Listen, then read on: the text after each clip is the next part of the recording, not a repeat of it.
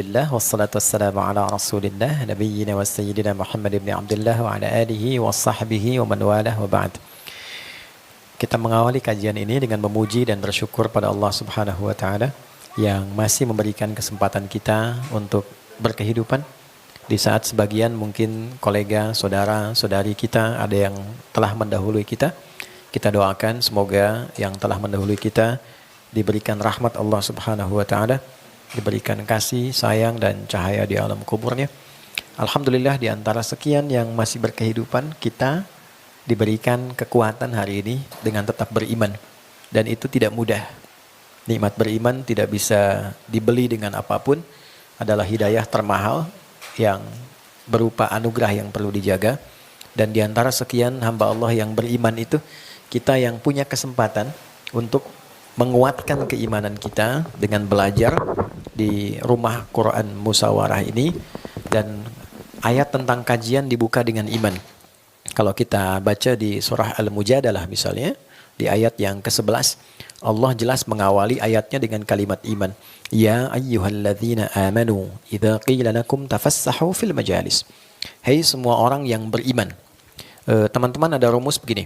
Jadi kalau di Al-Quran dibuka ayat dengan kata iman, maka yang pertama, informasi yang disampaikan setelah kata iman itu, maka menjadi parameter atau ukuran tingkat keimanan pemiliknya.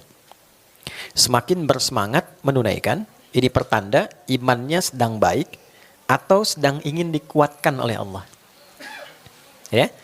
Nah, tapi kalau misalnya ada rasa malas, turun semangat, ini menunjukkan ada kondisi iman yang lemah yang perlu diantisipasi. Oke, kita coba, saya izin berdiri dulu. Mohon maaf, saya mohon maaf kalau duduk saya agak lebih tinggi ya. Yang pertama, seperti kita ketahui penanggalan kalender di dalam Islam disebut apa? Oke, hijrah atau hijriyah? Ya, yang hijriyah angkat tangan. Gak apa-apa, menang gak dapat hadiah, salah pun tidak berdosa. Yang hijrah boleh angkat tangan. Sisanya Allahu a'lam ya. Oke, gak apa-apa. Oke, kita tuliskan ini ada maaf di belakang kelihatan ya, Ibu kelihatan? Iya, nggak maksud saya ini kelihatan papan tulisnya. Saya tahu ini belum tampak, kelihatan ya. Saya tulis. Ibu rajin nyimak ya ini. Saya memang tidak merencanakan untuk bilang, belum saya tulis tidak. Saya pastikan. Ini ada hijrah, gini.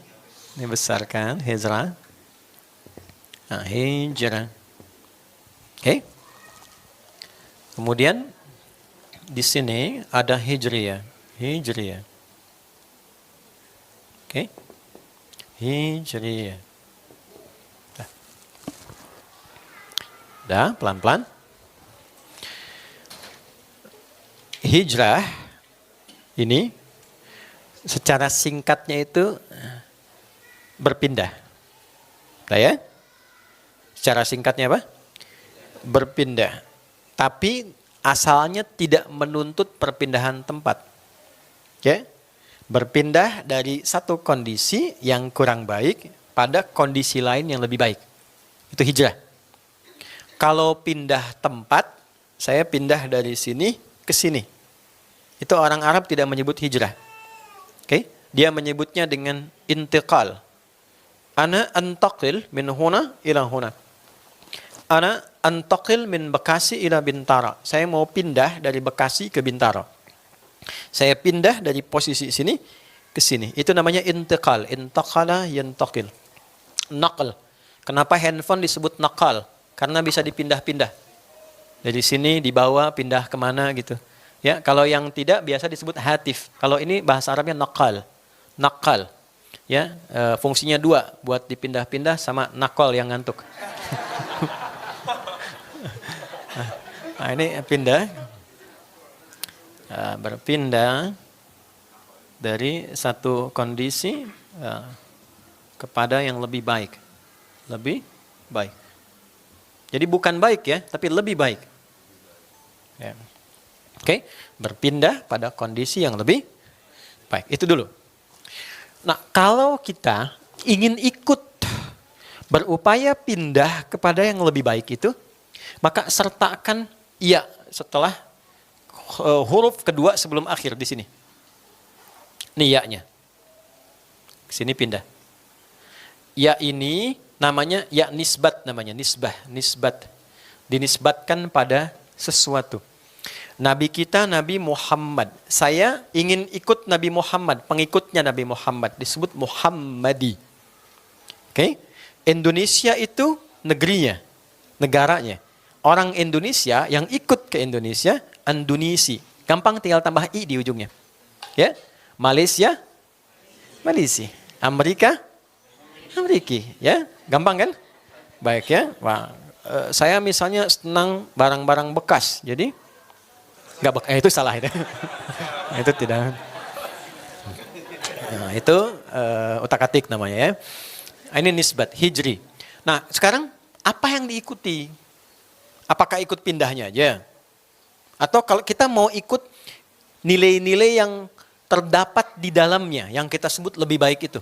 Saya pengen ikut sifatnya, saya pengen ikut hikmahnya, saya pengen ikut karakternya, ya kan? Berpindah kepada yang lebih baik. Yang lebih baik itu apa? Karakternya kah? Sifatnya kah? Ya kan? Macam-macam kah itu?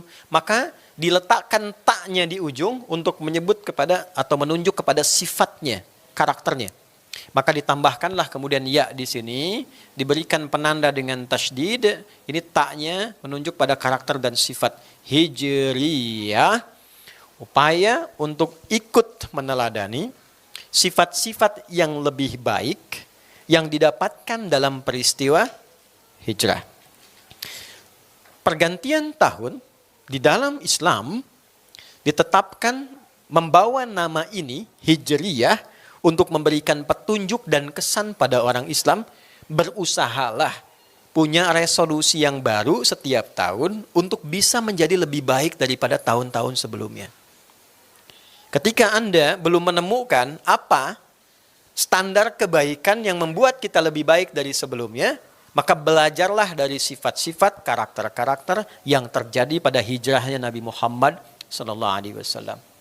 Nah, ini kesimpulan yang didapatkan dari hasil diskusi dari para sahabat utama Nabi ketika sedang bermusyawarah untuk menetapkan kalender yang akan digunakan sebagai pedoman oleh umat Islam.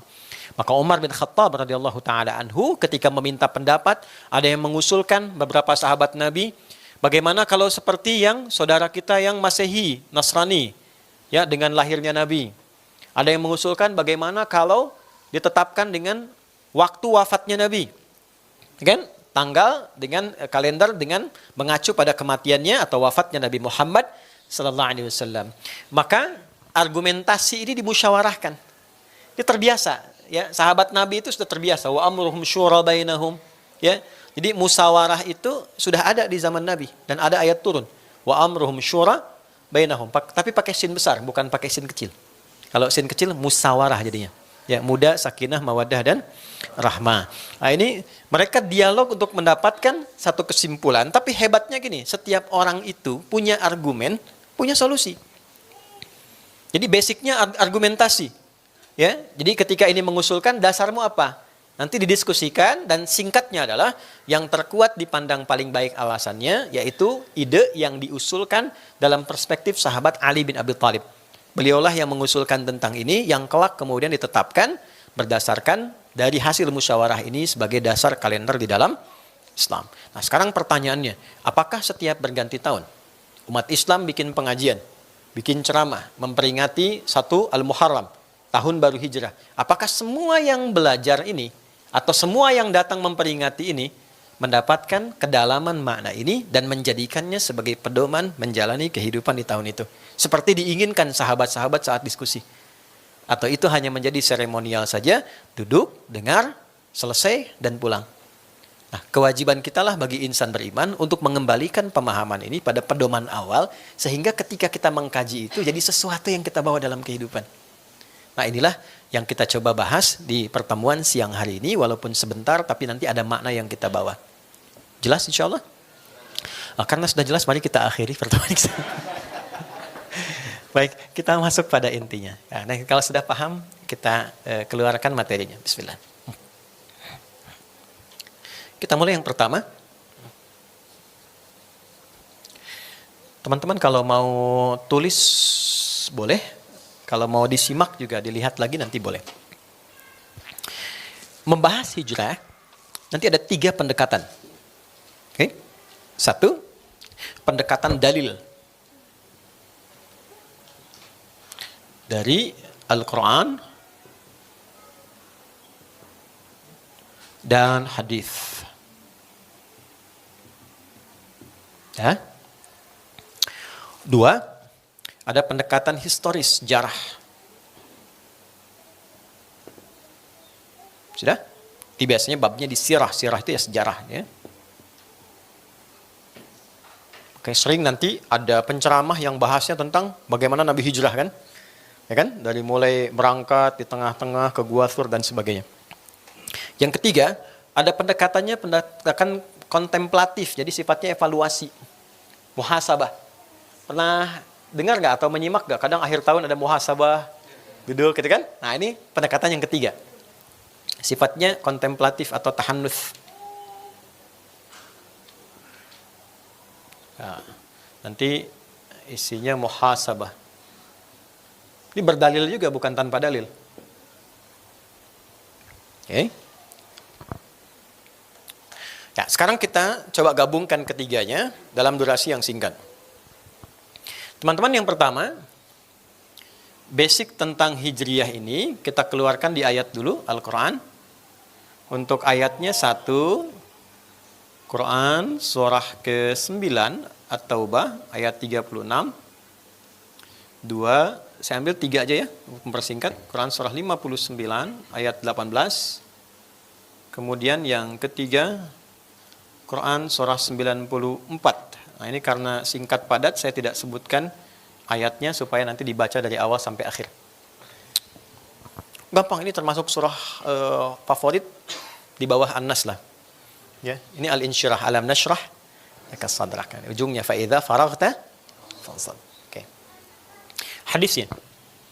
Hadisnya karena durasi kita ambil 1 hadis saja.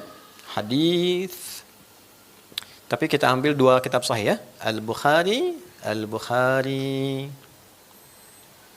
nomor hadis yang 10, kemudian di Sahih Muslim nomor hadis ke-40. Kalau nanti kitabnya beda, ada ikhtisar, coba lihat rawinya namanya Abdullah bin Amr ibn al-As, Ibnu Amr bin As, Abdullah bin Amr bin As. Yang ini nanti kita turunkan. Sudah? Baik, kita mulai ya. Yang pertama Quran surah Quran surah 9 At-Taubah. Bismillahirrahmanirrahim. Inna iddatash syuhuri 'indallahi 12 syahran fi kitabillah. Yauma khalaqas samawati wal arda minha arba'atun hurum. Dzalika ad-dinul qayyim fala tadhlimu fihinna anfusakum. Ada ayatnya? Oke. Sampai di situ dulu. Yuk kita mulai pelan-pelan baca, terjemahkan, pahami dengan tafsir. Inna, saya terjemahkan dengan kaidah bahasa Arab ya. Nanti supaya adik-adik santri nanti bisa belajar. Jadi kalau kalian belajar nahwu itu ada huruf namanya an-nawasib. Ya, inna harfu nasbin wa taukidin tansibul isma wa tarfa'ul khabara mabniyun 'alal fathi la mahalla lahu minal i'rabi. Oke. Inna itu huruf yang berfungsi menyampaikan informasi dan menanamkan informasi itu kepada hati terdalam supaya tidak ragu. Namanya nasab. Ya, nasab itu bukan hanya menjadikan kalimat berharakat fathah atau kasrah. Oke, tapi menanamkan informasi itu ke hati supaya enggak ragu. Orang Arab katakan begini, nasabar rajulu asahu fil ardi. Seseorang menancapkan tongkatnya di tanah sampai kuat sehingga enggak goyah. Jadi kalau teman-teman baca Quran, menemukan inna di awal ayat, oke? Inna di awal ayat, ya, wal asr. Innal insana lafi khusr. Cara menerjemahkannya begini, ya. Yakinkan pada hatimu yang paling dalam, jangan pernah ragu. Innal insana, bahwa manusia dengan segala kesibukannya itu lafi khusr, berpotensi akan rugi. Ya, kapan ia rugi? illal ladzina amanu, ketika tidak menggunakan waktu yang diberikan dengan baik untuk menguatkan iman. Wa amilus salihat, dan iman yang baik itu mengarahkan seluruh perilaku menjadi perilaku yang mulia. Karena itu di Quran semua tindakan perilaku kita itu disebutkan imannya dulu, baru kemudian fungsinya. Mata misalnya ya, mata kan normalnya melihat kan? Tapi bagi kita itu imannya dulu. Kullil mu'minina, katakan pada pria yang merasa punya iman, pakai imannya untuk menjadi lentera bagi pandangannya. Jadi matanya melihat dibimbing oleh iman. Yang menurut imannya tak baik dipandang, maka dia akan palingkan. Maka standarnya standar iman. Karena itu nggak bisa sama. Ya mungkin menurut orang lain ini baik, budayanya bagus. Tapi menurut imannya ini kurang baik. Nanti ada alasannya, kenapa ini harus dipalingkan, nanti ayat lain mengurai. Ini loh alasannya. Dampak nggak baiknya seperti ini, pengaruh ke dirimu akan begini. Ya, jelas di sini? Oke, kembali dengan cara memahami yang sama. Inna iddatasy syuhuri, ya sungguh tancapkan informasi ini pada hatimu yang paling dalam dan jangan pernah engkau goyah dan ragu. Iddatasy syuhuri 'indallahi, bahwa jumlah bilangan bulan dalam setahun itu yang telah Allah tetapkan berjumlah 12. Al-Quran adalah satu-satunya kitab suci di muka bumi ini yang menyampaikan informasi dengan sangat percaya diri dan kuat bahwa setahun itu 12 bulan. Satu tahun, 12 bulan.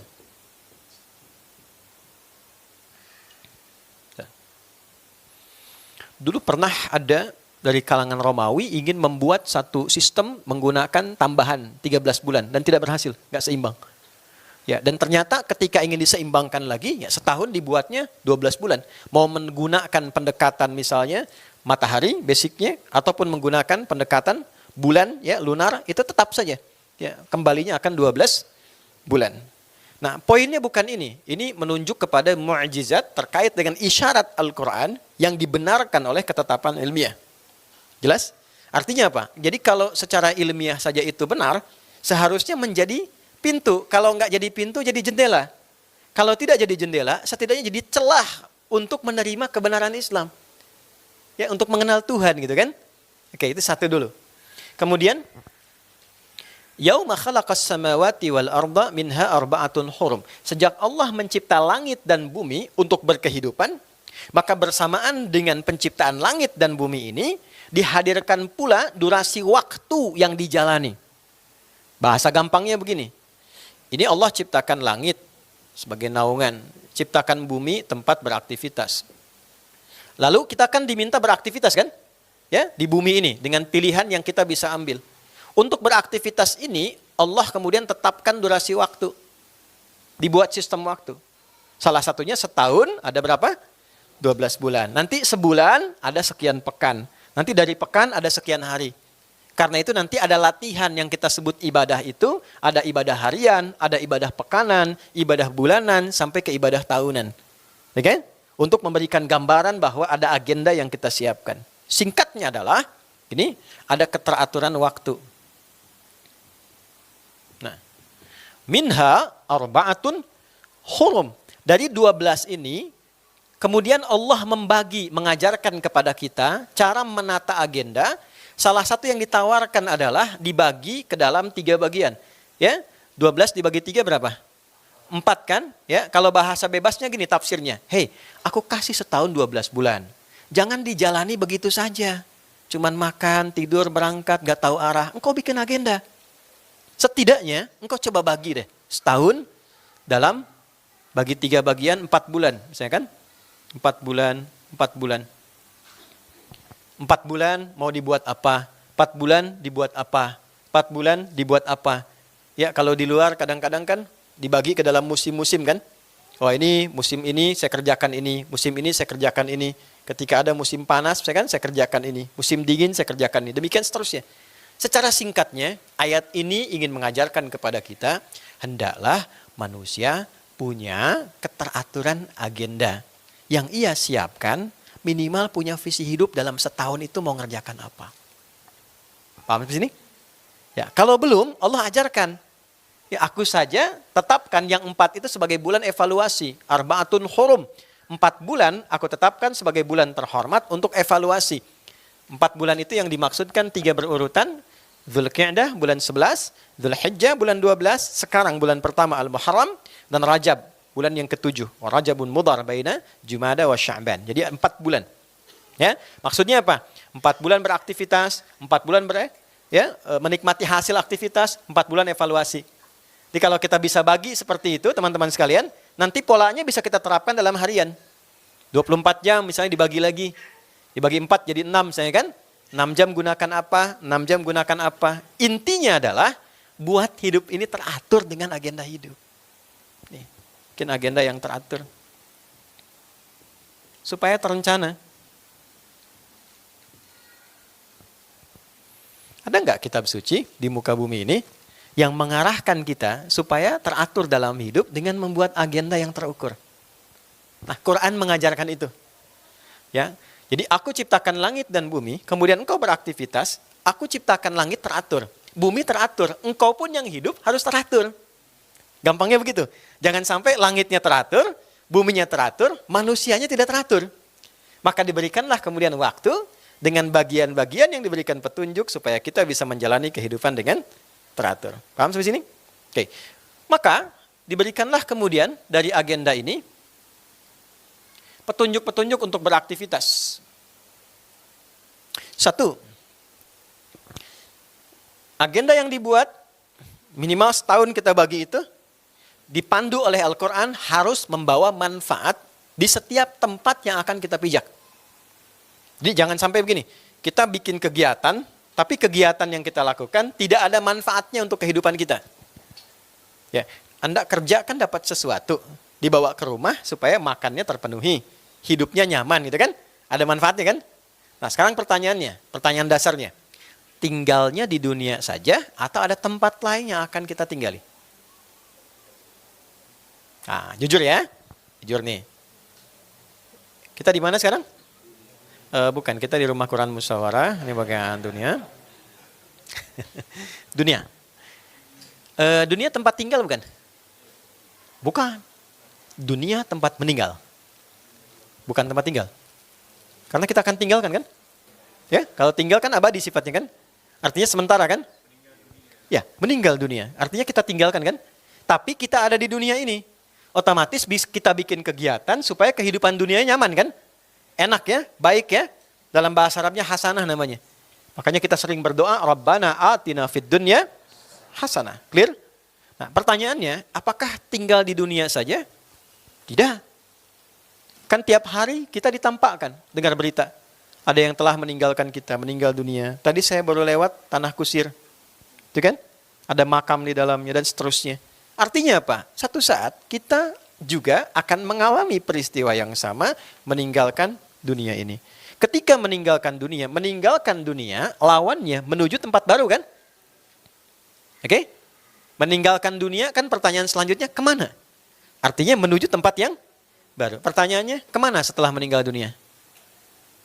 Bersyukurnya kita orang Islam, itu kalimatnya lengkap, informasinya lengkap, di Quran itu lengkap. Anda silahkan temukan, ada nggak satu buku, ya, bahkan yang disucikan, yang menerangkan kepada kita tentang kehidupan dengan lengkap. Di dunia begini, yang dijalani begini, dari lahir sampai nanti meninggalkan dunia, pergi ke tempat namanya kubur, pembatasnya barzah, kehidupannya begini. Anda nggak akan temukan. Cuma di Al-Quran. Ya, artinya kalau nggak Anda temukan, nggak ada manusia yang bisa bikin itu. Kalau di Al-Quran ada, artinya Quran bukan produk manusia. Jelas ya? Nah sekarang, dari dunia pindah ke waiting room dulu ya, di alam kubur. Ya, pembatasnya sebut barzah, baru kemudian di akhir tempat yang tidak ada tempat lagi. Akhir tempat yang tidak ada ujungnya, itu akhirat namanya. Sudah di situ terakhir. Ya, oke. Dzalikal jidar, akhir makan wal had fi hadhil qa'ah. Tembok itu batas akhir di ruangan ini. Tapi di luar itu masih ada ruang. Akhir namanya. Tapi kalau saya katakan akhirat, itu ujung sesuatu yang tidak ada ruang setelahnya. Jelas? Nah Allah membuat untuk kita, kalau Allah nggak ada batas kan? Ya bagi makhluk, Allah buat satu tempat yang tidak ada setelah itu tempat lagi. Itu dinamakan akhirat. Jadi dunia, kubur, akhirnya apa? akhirat. Dan tempatnya cuma 2 yang dihuni, 1 transit. Ya, 2 yang dihuni itu yang pertama yang diharapkan surga. Yang kedua yang kita tidak inginkan neraka. Tempat transitnya antara surga dengan neraka namanya A'raf. Bukit tinggi, pertengahan surga dengan neraka. Yang terlihat yang di surga sehingga pengen cepat ke situ. Terdengar jeritan neraka dan takut kemudian mendengar atau bahkan masuk ke situ. Ini 3 ini. Ini ujungnya. Nah artinya apa? Nah, tolong fokus di sini ya, karena ini sesuatu yang mungkin jarang diungkap. Teman-teman, untuk dunia saja, kita menyiapkan agenda loh. Oke? Sekarang kan teman-teman punya kegiatan. Jam sekian di mana, sekarang ada di sini, nanti malam kemana gitu kan. Dan itu dilakukan karena Anda merasa mendapatkan manfaat dari situ. Kalau teman-teman tidak melihat ada kebutuhan manfaat berada di sini, kenapa Anda harus ke sini? Dan kalau Anda tidak melihat bahwa ada kebaikan ke tempat yang dituju setelah dari sini, Anda nggak akan ke sana. Ya, kita mengagendakan sesuatu karena kita merasakan ada kebaikan yang kita dapatkan, kan? Nah, sekarang ditanya balik oleh Quran. Ketika Anda merencanakan dunia sedemikian detil sampai sekolah, itu kan? Dari awal kan kita sekolah tuh, dari TK, setelah itu S semua kan? SD, SMP, SMA, S1, S2, S3 kan? Sampai dingin, ya kan? Jadi, semua itu apa ujungnya? Supaya kita mendapatkan ketertiban untuk bisa menata agenda kehidupan dan meraih kenyamanan dan kemapanan seperti yang kita harapkan. Oke? Itu dunia. Pertanyaannya, setelah meninggalkan dunia, apakah kita berpikir dan merencanakan yang serupa seperti halnya kita rencanakan di sini? Nah, bahasa dalamnya begini kata Quran, kamu kok sibuk di dunia begitu detil, nanti kalau meninggalkan dunia, di sini udah siap belum? Afala ya'lamu idza bu'thira ma fil qubur? Apakah sudah sadar kalau nanti bangkit di dalam kuburnya, bakalnya apa? Tuh. Dan karena nanti ada turun ayat, orang sibuk dengan dunia, sadar dia akan wafat, tapi tidak menyiapkan diri untuk tempat berikutnya. Anda dari sini, pengen ke tempat berikutnya, tapi nggak siap-siap. Kendaraan nggak disiapkan, berangkat nggak siap bekal, gitu kan? Kan lelah, capek. Ya kan? Nah sekarang ditanya balik, nanti kuburnya bagaimana? Turun ayat di Al-Baqarah ayat 200, ada orang yang itu dunia oriented gitu, sifatnya duniawi saja. Akhirat gimana nanti? Ya, harusnya dibalik kan, nanti bagaimana kan? Wa minan nasi may yaqulu rabbana atina fid dunya. Bukan, enggak usah ngarang ya. Fid dunya wa ma lahu fil akhirati min khalaq. Ada sebagian orang yang orientasi kesibukannya hanya dunia saja dan dia mengabaikan untuk akhiratnya. Gimana nanti aja gitu. Nah, baru yang ideal itu ayat 201-nya. Wa minhum may yaqulu rabbana atina fid dunya hasanah wa fil akhirati hasanah wa qina adzabannar. Karena itulah orang yang cerdas, apalagi muslim tuh jadi Islam tuh harusnya pintar. Anda boleh cek dalam sejarah, tidak ada orang masuk Islam tidak pintar tuh enggak ada. Ya, orang padang pasir pun begitu masuk Islam ikutan pintar. Gitu. Bahkan logikanya terasah. Orang Arab Baduy masuk Islam, datang pada Nabi. Ya, proposalnya begini, nanti lihat di hadis Muslim, hadis ke-14. Ya. Itu beliau bilang begini, singkat, padat, cepat, dan manfaat. Ya Rasulullah, tolong ajarkan saya ajaran Islam yang simpel aja, yang sederhana, yang gampang, tapi bisa masuk surga. Pintar nggak? Ya, dia gunakan prinsip ekonomi yang sangat maksimal kan, dengan modal yang secukupnya, keuntungan sebanyak-banyaknya kan. Oke, ya, nggak usah berbelit ya. Pokoknya simple aja. Yang penting ke surga. Maka apa jawab Nabi? Ya, ketika dia mengatakan awal kama qala dullana ala amalin yudkhilunil jannah. Ya, ajarkan aku amalan ringkas tapi bisa ke surga. Kata Nabi, ya cukuplah engkau kerjakan yang fardu. Salat fardu aja, nggak perlu salat sunnah. Fardu selama hidupnya. Ya, 24 4 3 4. 2 subuh, 4 duhur, 4 asar, 3 maghrib, 4 isya. Itu aja, nggak perlu salat sunnah. Kecuali kalau pengen nambah. Naik di level yang standar. Terus Anda kalau zakat aja, nggak perlu infak. Yang fardu aja. Nah, nafkah ada yang fardu, kerjakan. Yang sunnah, nggak perlu. Kecuali kalau pengen nambah. Tapi, jaga diri dari maksiat. Oke, karena modalnya pas-pasan. Supaya tidak terkurangi. Jaga diri dari maksiat. Nah, kemudian apa komennya? Oke Nabi, saya konsisten. Fantalaq kok dia pergi aja. Itu orang Badi itu unik tuh ya. Dia pergi aja. Ya, maka kata Nabi apa komennya? Ya, Anda boleh like dan subscribe ya ketika Nabi komen ini. Kata Nabi, dakhalal jannata in sadaqa au aflaha in sadaqa. Dia berpotensi ke surga kalau komitmen. Oke? Dia selama hidupnya cuma fardu salat, fardu zakat kalau punya. Kalau enggak kan enggak berlaku hukumnya. Ya kan? Tapi dia katakan saya jaga diri dari maksiat. Di mana titik kejeniusannya? Karena dia sadar dia tinggal di padang pasir. Dia sudah ukur. Kebayang nggak? Saya kalau mau tahajud malam, angin kencang, tenda terbang. Gak mungkin saya tahajud. Ya kan? Gimana mau puasa sunnah? Untuk sehari-hari aja, nyari untuk makanan tidak mudah. Dan dia sudah lihat untuk maksiat di padang pasir, apa yang mau dilihat? Sinyal mati. Tuh kan? Lihat unta buka aurat, ya memang begitu hewan. Gitu kan? Jadi gak ada potensi yang lain. Akhirnya apa? Potensi terjaga amalnya itu bisa maksimal. Itu yang saya maksudkan, orang masuk Islam itu pasti pintar. Nggak ada sejarahnya masuk Islam nggak pintar itu nggak ada. Jadi kalau masuk Islam kurang pintar, itu ada yang perlu disempurnakan keislamannya.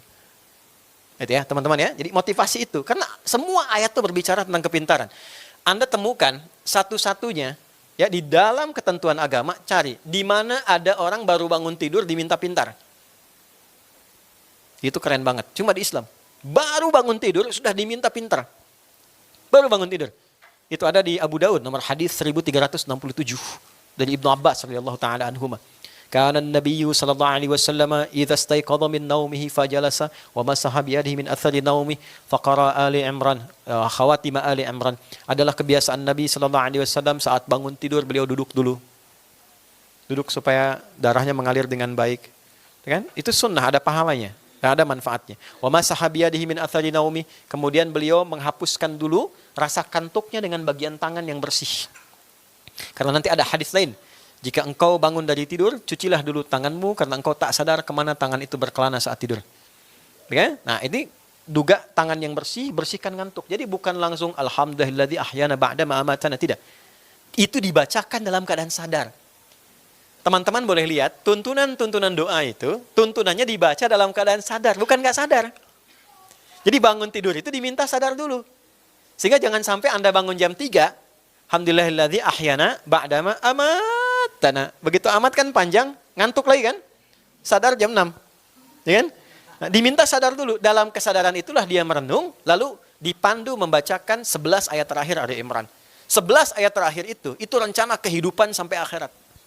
Inna fi khalqis samawati wal ardi wa ikhtilafil laili wan nahari la ayatil liulil albab. Baru bangun tidur sudah diminta jadi ulul albab. Ulul albab itu tingkat kepintaran tertinggi bagi seorang manusia. Asalnya dari lub yang paham esensi sesuatu. Jadi ada kayak kelapa ya. Pernah lihat buah kelapa enggak? Kan ya? Kelapa itu kan ada kulit luarnya ya. Terus ada batoknya, dalamnya daging, terus ada dalamnya yang paling enak lagi yang lembut kan? Nah, yang enak yang lembut tuh lub namanya. Lub. Itu yang paling enaknya. Jadi ada orang yang kalau misalnya belajar, dia baru level kulit, harus diterangin sampai 3 paragraf baru mengerti. Ya? Ada yang disebutkan 2 kalimat, dia paham. 2 kalimat, 3 kalimat paham. Ah itu batoknya. Ya? Ada baru diungkap, 3 kalimat dia mengerti. Oh, ke sini arahnya, itu dagingnya. Tapi ada orang yang baru ngelihat, baru disebutkan dia sudah mengerti. Oh, ini yang akan dibahas ke sini. Itu lub namanya. Orang Islam baru bangun tidur sudah diminta menjadi pribadi yang paham esensi kehidupan. Apa yang mau saya kerjakan hari ini? Itu baru kulit luar. Tapi ketika Anda bisa mengatakan, saya punya kebutuhan hari ini, dari kebutuhan ini saya petakan agendanya begini, saya dapatkan ini, saya gunakan waktunya begini, itulah ulul albab. Alladzina yadhkuruna Allaha qiyaman wa qu'udan wa 'ala junubihim wa yatafakkaruna fi khalqis samawati wal ard. Dia padukan zikir dengan fikir. Jadi teman-teman, Islam memandu kita dalam setiap kegiatan harus ada agenda yang terukur. Dan ukuran itu jangan hanya dicukupkan ke dunia, karena kita akan meninggalkan dunia. Ya, usahakan sekali mendayung, 2-3 objek terlampaui. Kita mengerjakan kegiatan, ada benefit dunia, alam kubur dan akhiratnya. Maka turunlah Quran surah 59 ayat 18. Ya ayyuhalladzina amanuttaqullaha wal tanzur nafsum ma qaddamat lighad. Hei orang-orang beriman, yang tidak beriman tidak hai. Ittaqullah, yuk tingkatkan takwamu sama Allah. Cara meningkatkan takwa itu ternyata salah satunya menyusun agenda hidup. Jadi takwa itu bukan perkara Anda ke masjid, tidak ke masjid. Jamaah, tidak jamaah. Takwa itu banyak. Takwa di rumah tangga ada. Takwa di kampus, di sekolah ada. Ya, sekarang takwa di agenda kehidupan juga ada. Jadi orang takwa itu diantara cirinya, orang yang hidupnya teratur. Gitu. Keteraturan itu dia tuangkan dalam bentuk agenda dan visi kehidupan. Kapan sampai kapan? Ila ghad. Ghad itu kalau tanpa alif lam nggak ada batas sampai ujung. Kalau ada alif lamnya dibatasi yang esok. Ya? Wal tanzur nafsum ma qaddamat li ghad. Siapkan dirimu untuk buat agenda demi kehidupanmu sampai akhiratmu, sampai sini. Oke? Nah, sekarang dalam setahun itu coba dicek ya. Setahun kemarin lah 1446 atau 446. Setahun lah, kurang lebih selama setahun. Kegiatannya lebih banyak dunianya apa akhiratnya? Itu dulu. Kalau Anda lebih banyak dunianya, keliru. Kalau Anda dominan akhiratnya, keliru juga. Karena dalam Islam ada keseimbangan dunia dan akhiratnya. Porsi dunia itu dikerjakan, porsi akhirat itu diraih. Wala tansa nasibaka minad dunya. Jelas sampai sini? Jangan sampai engkau mengejar akhirat lalu engkau meninggalkan duniamu. Tiba-tiba ibu pengen hijrah terus teman-teman berangkat ke gunung aja. Masuk gua di situ enggak keluar-keluar zikir gitu kan. Nah, itu pun dipandang tidak tepat. Ya, wabtaghi fima ataqallahu daral akhirah. Silakan cari keutamaan akhirat, tapi dalam saat yang sama wala tansa nasibaka minad dunya. Engkau jangan abaikan profesi duniamu. Nah, lalu dibuatlah kemudian indahnya di Quran ini. Dibuatlah kemudian ketertiban. Gimana caranya ngerjain dunia, akhirat dapat. Ya. Gitu. Mengerjakan dunia dalam saat yang bersamaan ada akhiratnya. Itu yang indah. Terus diminta disusun supaya hatinya lapang. Maka turunlah surat tentang kelapangan di ayat Quran surah 94 itu. Alam nashrah laka sadrak wa wada'na anka wizrak alladhi anqadha dhahrak. Kalau engkau bisa punya agenda, itu membuat dirimu lebih lapang. Jelas dalam menunaikan aktivitas. Bukankah aku sudah lapangkan keadaan hatimu? Itu kan? Yang membuat beban-beban itu terasa ringan. Ya, dalam bahasa tentang tafsir agenda ini, kalau Anda, saya, kita memiliki aktivitas yang terukur, punya agenda yang baik, itu lebih ringan, beban-bebannya tertuliskan. Ya, coba kalau punya masalah tulis deh. Di catatan Anda yang bisa dihapus, bisa dibakar. Bukan di status yang bisa dibaca oleh orang banyak. Gak nyangka ya dia jadi begitu. Nyangka itu. Ya. Orang yang bilang gak nyangka dia sedang nyangka. Ya, boleh, curhat tuh yang paling enak boleh. Silakan sama Allah bisa. Tuliskan supaya ringan. Setelah itu selesai. Itu ada di Quran. Ada curhat dengan bahasa sama Allah saat sujud. Ada di surat Yusuf tuh ayat 86. Innama ashku bathi wa huzni ilallah. Nah, selebihnya adalah orang-orang yang merumuskan agendanya teratur dengan baik, maka orang itu cenderung lebih lapang, lebih tenang. Maka bagaimana caranya? Dia akan terangkat. Wa rafa'na laka dzikrak. Engkau dulu terangkat, kenapa sulit dengan beban sekarang? Kesulitan beban yang dirasakan, selain karena hatinya kurang lapang, agendanya kurang teratur. Jadi orang yang tidak teratur hidupnya, itu pasti punya beban. Gak jelas itu. Ya, kalau pengen diurai, masalah diurai. Kegiatan diurai, maka turun ayat berikutnya, فَإِذَا فَرَغْتَ فَانْصَبْ. Kalau Anda sudah selesai yang sekarang, buat agenda berikutnya, siapkan lagi. Nah, kapan buat agendanya? Kita siapkan dari sekarang. Sampai kapan? Sampai ke ujung ini akhirat. Teman-teman kerja ya, saya kan berangkat nih, dapat proyek, ada kegiatan. Dunianya dapat kan? Akhiratnya gimana? Kan bukan perkara sholatnya saja. Karena setiap langkah kita, kalau diniatkan untuk ibadah demi akhirat, itu dapat. Anda merawat anak misalnya, berbakti pada ibu misalnya, itu kan dituliskan pahalanya. Ya, bikin teh, kegiatan biasa, kasih ke ibu kita, ke ayah kita, diberikan. Tapi ketika diniatkan karena Allah, itu punya nilai akhirat. Birrul walidain dituliskan. Itu yang saya maksudkan, sekali mengerjakan, 2-3 tempat terlampaui.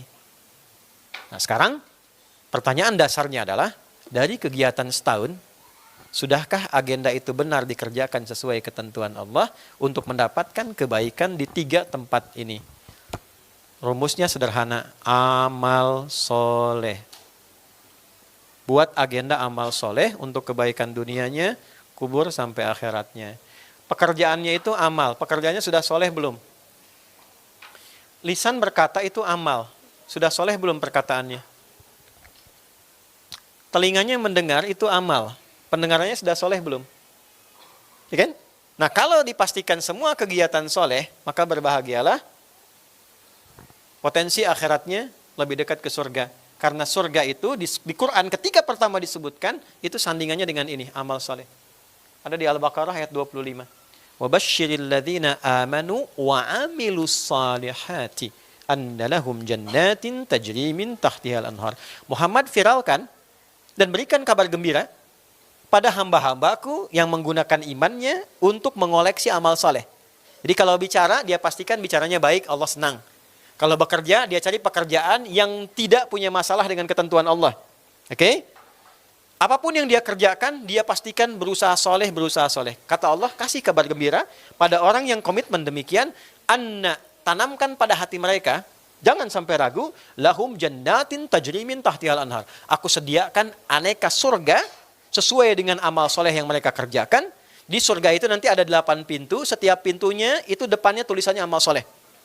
Pintu puasa, pintu zakat, pintu sholat, pintu berbuat baik pada orang tua, pintu macam-macam. Itu yang memanggil kita pulang saat di akhirat. Gak bisa klaim, pintunya manggil sendiri. Nanti ada algoritmanya. Begitu tersambung, frekuensinya masuk kita. Kalau bukan penghuninya gak bisa ngaku-ngaku. Aku dipanggil, tiba-tiba gak bisa masuk. Itu otomatis itu. Oke? Nah sekarang, kembali. Berapa banyak amal soleh yang kita kumpulkan selama setahun ke belakang? Bicaranya sudah soleh belum? Bandingkan dengan yang kedua. Yang konsekuensinya ke sini, ke neraka. Amal salah. Beda tipis. Oke? Ada soleh, ada salah. Bukan salah yang pemain bola ya, Liverpool. Yang temannya dia Toyota meninggal kemarin dalam kecelakaan itu ya. Amal soleh, amal salah. Oke, sekarang. Dalam setahun ke belakang. Jangan setahun lah ya, terlalu jauh. 1 hari kemarin, kira-kira bicaranya banyak salahnya, banyak solehnya. Kan? Nah, bicara sama siapa aja, keluarin aja. Sama pasangan, sama orang tua, sama kawan. Ya, berpikirnya banyak salahnya, banyak solehnya. Nah, sekarang akumulasikan setahun. Kira-kira kalau itu diakumulasikan, masih bisa layak nggak punya bekal ke surga? Oke? Gitu. Nah ini dulu, renungannya ke situ. Makanya kenapa materi nomor 3 muhasabah sering didahulukan. Untuk memberikan satu gelombang kesadaran pada diri. Bahwa kita ini pengen ke surga, yakin meninggal, tapi yakin bahwa saya masih banyak salah. Ya? Terus solusi yang ditawarkan apa? Nah, gini, gampangnya. Yang pengen ke surga, angkat tangan. Surganya Firdaus sama Nabi Muhammad. Nah, nggak cukup dengan amin, sebentar dulu. Siapa yang merasa bekalnya cukup untuk ke situ, angkat tangan. Siapa yang merasa amalnya banyak yang salah, tapi pengen ke surga, angkat tangan. Nah ini kan yang terjadi kan? Merasa banyak salahnya, tapi pengen ke surga. Dan surganya nggak nanggung, Firdaus kan? Oke? Baik, sekarang solusinya apa? Maka dalam rapat itu kembali ke awal tadi. Dalam rapat itulah dibincangkan bagaimana memberikan pedoman yang kita jadikan resolusi sekarang sehingga jadi legasi untuk umat Islam di setiap generasi. Kalau kamu pengen kembali, lakukan begini. Karena inilah yang mencetak generasi-generasi terbaik yang langsung disebutkan oleh Nabi. Ya, khairul qarni, ya, khairul quruni, masa terbaik itu qarni, zamanku. Tsummal ladzina yalunahum. Kemudian setelah itu generasi setelahnya. Lalu generasi setelahnya. Nah, generasi setelah Nabi ini rapat untuk merumuskan apa yang disebut terbaik dari Nabi ini. Maka keluarlah satu kata, hijrah. Jadi saya 1 jam itu untuk menerangkan itu saja, hijrah. Jadi hijrah itu bukan ikut kajian, ikut kelompok, membawa tagline, bukan itu poinnya. Hijrah itu adalah resolusi terdalam yang mengarahkan kita menjadi pribadi yang lebih baik dalam kehidupan. Gitu. Hijrah itu hak semua orang yang ingin pengen baik, yang ingin menjadi baik. Nah, tinggal pertanyaannya, apakah setiap orang yang hijrah itu memahami dan mengetahui panduan hijrah yang pernah diajarkan Nabi pada para sahabat ini, sehingga dirumuskan dalam rumusan kalender yang tiap tahun kita peringati. Itu intinya. Jelas? Nah, tadi di awal kita sepakat bahwa saya berhenti di 11.30. Nah, kalau teman-teman pengen teruskan 10 menit, saya coba uraikan panduannya, lalu kita berhenti. Bagaimana? Oke, alhamdulillah. Gambaran singkat tadi bisa dipahami ya? Oke. Nah, oleh karena itu, sekarang kita masuk ke hadisnya. Qala haddatsana qala an Abdullah bin Amr bin Al-As radhiyallahu taala anhuma anin Nabi sallallahu alaihi wasallam qala, perhatikan kalimatnya dari Nabi. Al-muslimu man salima al-muslimuna min lisanihi wa yadihi. Wal muhajir man hajara ma nahallahu anhu. Ya, paham? Tidak. Al-muslimu, orang Islam yang sejati itu. Oh, ini standarnya Nabi ya. Orang Islam yang sejati itu, dia punya karakter. Karakter dasarnya, man. Siapapun dia. Jadi man itu menunjuk objek yang tunggal, tapi sifatnya general. Jadi kalau ada man, rasakan Nabi bicara ke kita secara personal. Ngajak bicara ke kita. Hei Adi, hei Fulan, hei Fulanah, gitu kan. Oke, siapapun dia, lintas jabatan, mau siapapun. Makanya saya senang mengartikan man siapapun. Karena ada kan di mushaf itu man barang siapa kan. Nah, saya sampai detik saya duduk ini, saya belum temukan tuh barang punya siapa tuh.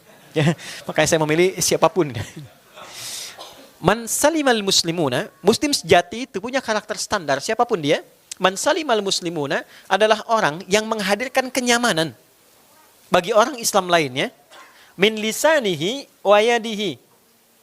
Dari unsur pokok penting dari tubuhnya, yaitu potensi salah lisan dan tangannya. Awas teman-teman, hati-hati nih ya. Standar Nabi yang pertama, orang Islam yang baik itu, karakter pertamanya, orang yang memberikan kenyamanan untuk orang Islam yang lainnya. Ini singkat, padat, tapi tajam. Ayo, coba lihat hubungan dengan kawan-kawan kita yang muslim dulu. Jangan-jangan sama yang non-muslim baik, sama umat Islam sendiri saling bermusuhan. Hah? Masa karena beda pengajian jadi tidak berkawan? Hah? Beda ustadz, beda ustadzah jadi tidak berkawan. Berarti melanggar hadis. Terus yang dipelajari apa? Katanya belajar Quran, belajar hadis, belajar sunnah, belajar qiraat. Hah? Cek dulu. Maka kita kalau belajar dengan benar dan sejati, terlepas dari suasana yang ada, kita menghadirkan ketenangan. Berbeda itu nggak ada masalah. Tapi dalam perbedaan itu, ada ruang-ruang kita untuk bisa nyaman bersama, beraktivitas, bersilaturahim dengan baik. Walaupun pilihan itu kembali dengan konsekuensi masing-masing. Nah, tapi yang menarik apa? Ternyata yang disinggung oleh Nabi, itu standarnya adalah lisan dan tangannya. Saya coba cari-cari kenapa yang disebutkan lisan. Karena ternyata lisan itu juru bicara, kata Imam Al-Ghazali itu di kitabnya Ihya Ulumuddin, lisan itu juru bicara dari semua keadaan yang dirasakan oleh hati dan tubuh kita. Kan? Kalau pengen tahu seseorang hatinya ingin seperti apa, lihat bicaranya bagaimana. Kelihatan getarannya. Apakah marah, apakah sedang maaf sekali, ya sedang cuek, apakah sedang perhatian, dari bicara kelihatan kan? Ya. Kalaupun dia nggak bicara, dia keluarkan dengan tangannya. Dulu kita cari-cari gimana tangannya. Tafsir ulama dulu itu tangannya yang ngambil ini, melakukan ini. Sekarang saya baru paham, ternyata tangan pun ini juru bicara lisan. Kalau lisannya diam, tapi tangannya nulis status kan jalan. Hah? Makanya kenapa wudu, dalam wudu di Quran surah 5 ayat 6, itu kan basuh tangan tuh dari sini ke sini. Ya, wa aidiakum ilal marafiq, dan tanganmu dibasuh sampai ke siku. Jadi ayatnya bukan mengatakan siku ke sini. Walaupun kalau Anda wudu buka keran begini, wudunya sah. Tapi yang bagus ambil dari sini ke sini. Ya, kenapa? Salah satunya ternyata untuk mengevaluasi seluruh organ tubuh yang digunakan dalam berinteraksi. Karena itu kenapa setelah wudu doanya doa taubat. Asyhadu an la ilaha illallah wa asyhadu anna Muhammadar Rasulullah. Allahumma ij'alni minat tawabin. Ya Allah, jadikan aku orang taubat. Apa taubat itu? Taubat itu kembali dari jalan yang salah ke arah yang soleh. Jadi kita sambil wudu itu mengoreksi bagian tubuh supaya benar fungsinya. Makanya di hadis Muslim, kalau orang benar wudunya, bersamaan dengan jatuhnya tetesan air, jatuh pula potensi dosanya. Kenapa dibasuh dari sini? Saya baru mengerti. Karena yang banyak digunakan itu ini. Ibu, teman-teman yang perempuan kalau bikin status kan nggak begini. Begini kan? Oke? Nah, makanya yang standar pertama, coba deh selama setahun ke belakang, lisannya udah nyenengin orang belum? Nah, terus tarik dulu ke dunia hidup kita yang nyata, jangan jauh-jauh dulu. Saya sebagai suami kalau bicara istri nyaman nggak? Ya kan? Orang tua nyaman nggak? Baru ke teman. Kita nulis sesuatu, orang nyaman nggak? Intinya apa? Orang yang baik, orang yang benar, adalah orang yang dimanapun dia berada, orang merasakan nyaman dengan hadirnya dia. Itu poinnya. Dan itu bisa dilakukan dengan melatih pertama kali inti dari hasil atau juru bicara dari jiwa kita, yaitu lisan dan tangan. Nah, kalau belum mampu menjaga itu dengan baik sehingga banyak kesalahan yang dikoleksi, maka lanjutkan hadisnya. Wal muhajir, dan orang hijrah yang sejati itu, bahasa gampangnya hijrahlah. Oke? Wal muhajiru man hajar, ialah orang yang memutuskan cepat berubah. Muhajir itu orangnya, harusnya kata kerjanya hajar, yang santri ya pakai alif besar, hajar. Tapi ke hadisnya dirubah, dihilangkan alifnya menjadi kecil, hajar. Kalau alif dihilangkan artinya cepat. Kalau Anda merasa kurang bekalnya, terlalu banyak koleksi amal salahnya, cepat berubah. Jangan banyak pertimbangan. Ya, berbuat baik itu disegerakan, jangan banyak dipertimbangkan. Sama dengan taubat. Sebab kalau amal baik itu diundur, berpotensi tidak dikerjakan atau kehilangan kesempatan. Sama dengan taubat diundur, maut bisa datang lebih cepat dari apa yang difikirkan. Oke, maka man hajara ialah orang yang memutuskan cepat berubah menjadi lebih baik. Manahallahu anhu, segala yang tidak baik yang dilarang Allah untuk dirinya. Secara singkat, yang pertama dikerjakan adalah ini tentang kontemplasi dulu. Dari dalil yang disebutkan. Yuk, kalau bicara setiap masuk tahun baru, yang dilakukan apa? Duduk dulu deh. Cek kenali diri kita, Ma'rifatul Insan. Saya menulis buku ada judulnya Ma'rifatul Insan, kenali diri kita. Tulis satu-satu, dari atas kepala sampai ujung kaki. Teman-teman gak usah panjang-panjang ya, setahun berapa hari ya? Kurang lebih 365 hari ya, kalau kita hitung kan. Ya, yang menggunakan pendekatan Masehi ya, yang solar ya. Kalau yang lunar kurang lebih 356-an ya. Bagi coba dengan tubuh kita. Tubuh kita ada berapa organ? Dari ujung kepala sampai ujung kaki. Bagi, misal, ya dari kita ambil dari rukun sholat aja yang turun, kita ambil misalnya 13 kan ya, turunan ke bawahnya. Bagi misalnya 13, 365 bagi 13. Ya, atau bagi misalnya ke berapa bagian, 10 lah, misal kayak supaya cepat. Beberapa bagian untuk menggenapkan saja. Maka dibagi kepala, terus kepala bagi lagi mata, telinga, lisan. Nanti setelah itu dari mata turun ke, jangan langsung ke hati. Dari lisan dulu, terus ke tangan, ya, baru ke hati sampai ke ujung kaki. Nah, ini yang dilatih 365 dibagi. Misal, sepekan ini saya pengen latihan mata. Ya, gampang bagi 12 deh, 12 bulan. Maka sebulan pertama latihan mata dulu, memandang yang betul. Sampai terasa pandangannya pakai iman. Sampai terasa betul imannya, itu membimbing mata itu untuk memandang. Sampai terasa bahwa ini pandangan iman. Ya, jelas gak? Dulu ada grup nasyid tuh dari Malaysia tuh. Pandangan mata selalu menipu. Ada ya? Yang gitu ya? Pandangan hati selalu. Ada ya? Kalau nggak salah tuh. Saya pernah ingat itu ada tahun 90-an itu kurang lebih. Nah, harusnya Anda yang hafal ya. Ya, itu latihan tuh, pandang mata tuh enak. Sampai kita merasa nyaman. Oh, saya tahu ada iman dalam mata saya. Nah, dari mata nanti baru turunkan ke telinga dulu, tengah-tengah. Latihan bulan depannya telinga. Sampai telinga merasa nyaman. Setelah itu lisan. Sampai merasa bahwa ada iman dalam lisan itu. Nanti puncaknya sampai ke kaki. Sehingga nanti menjadi Quran yang hidup. Qurannya bukan sekedar dibaca. Jadi matanya memandang pakai Quran, telinganya pakai Quran, sampai ke ujung kaki. Sampai menjadi kalimat, wa innaka la'ala khuluqin azim. Ya, khuluqul Quran. Dia menjadi Quran yang berjalan. Manusia seutuhnya. Kalau sudah seperti itu, maka semua bagian tubuhnya dipandu oleh Allah. Dia berperilaku dengan kasih sayang sehingga orang merasa nyaman. Hamba Allah yang diliputi kasih sayang. Bahasa Arabnya ibadur rahman. Maka turunlah ayat di surah Al-Furqan itu. Wa ibadur rahmanil ladzina yamshuna 'alal ardi hauna wa idza khatabahumul jahiluna qalu salama. Hamba Allah kalau sudah punya sifat rahman itu indah. Bergaulnya nyaman, orang senang. Kalau diprovokasi dia keluar kalimat yang meneduhkan, menyejukkan bagi banyak orang. Itulah inti kita sebagai muslim. Itulah hijrah. Nah, jadi kalau kita sekarang katakan saya pengen hijrah, Sederhananya, kita pengen menata diri kita lebih baik dari sebelumnya. Tinggalkan yang dinilai tidak baik menurut Allah dan Rasulnya. Pada akhirnya, kita akan meninggalkan dunia. Jadi kalau Anda masih merasa bahwa demi dunia saya mengerjakan itu, maka diingatkan Anda meninggal. Makanya kenapa urutannya setelah itu kuburan. Gitu ya. Kalau Anda cek di surat Abasa itu lebih jelas lagi. Ya, kalau kita buka dari ayat 24 ya sampai seterusnya, tsumma amatahu fa aqbara. Sesibuk apapun Anda, pada akhirnya Anda wafat. Kalau dibuka dari ayat 17, qutilal insanu ma akfara. Duhai, sibuk banget sih ini. Ya, yang merasa sibuk sampai jauh meninggalkan perintah Allah. Ma akfara, kenapa engkau begitu menyelisihi apa yang Allah telah tetapkan karena kesibukanmu? Bahasa gampangnya gini, sibuk apa sih sampai lupa ibadah? Kan? Min ayyi syai'in khalaqah. Sebetulnya kamu dicipta dari apa? Kamu tuh kecil. Naik gunung aja kerasa kecilnya kok. Di alam semesta kerasa kecilnya. Ya? Min ayyi syai'in khalaqah, min nutfatin khalaqahu faqaddara. Ya, Anda itu kecil, awalnya perpaduan spermatozoa dengan ovum, Allah rawat, lalu lahir, tsummas sabila yassara, terlahir, berkehidupan, terus merasa sibuk, lupa bahwa akan meninggal. Tsumma amatahu, kamu meninggal loh.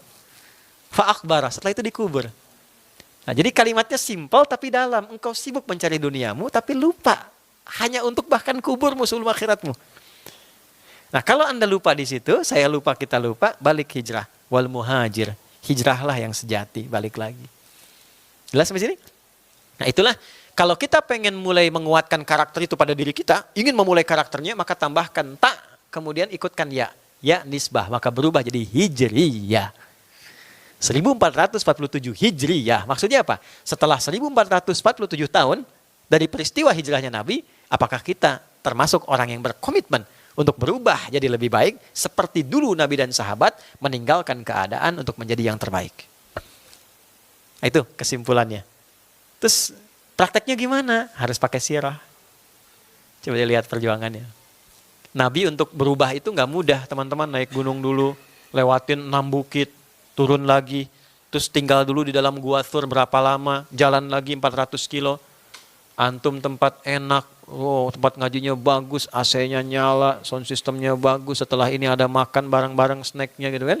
Nah, kalau dengan semua ini belum membuat kita lebih baik, perlu difasilitasi apa lagi?